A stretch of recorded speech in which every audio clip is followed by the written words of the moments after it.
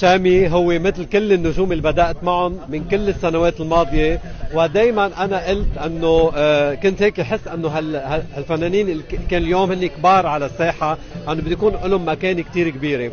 وبالفعل لما طل الشامي أنا كتبت مقالي وقلت لهم نحن بالساحة بحاجة لصوت وشخصية جديدة فنية، وكانت الشامي وراقبته كل السنة، واليوم عم بلتقى فيه بعد كل النجاحات اللي حملها معه من دول عربية وأجنبية، ولأول مرة ببونتا كانا بنقول له أهلا وسهلا فيك، نورت، وإن شاء الله يكون وجه خير عليك كمان للي جاي مثل كل النجوم اللي سبقوك على الساحة الفنية. أهلا وسهلا فيك شامي.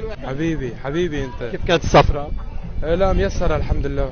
الحمد لله رب العالمين. شو بتقول لبلومار وكيف وصلك اسم بلومار؟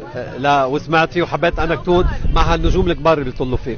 هلا اول شيء ان شاء الله تكون تجربه حلوه، وكما شايف الجو واللطافه اللي موجوده ان شاء الله حتكون حفله حلوه ان شاء الله باذن الله، وبنقول يا رب ان شاء الله يا رب حبيبي. والف مبروك اكيد كل النجاحات اللي عملتها، وانا كنت عم راقبك فيها. هيدا منه اللقاء الرسمي مع عماد هواري ومع الشامي لانه الفانز كلهم ناطرين، بس عم نقول لك اهلا وسهلا فيك. بكره بترتاح وبنحكي وبدنا نقول لهم طروق عنده بفالنتين حفله كثير قويه بالامارات.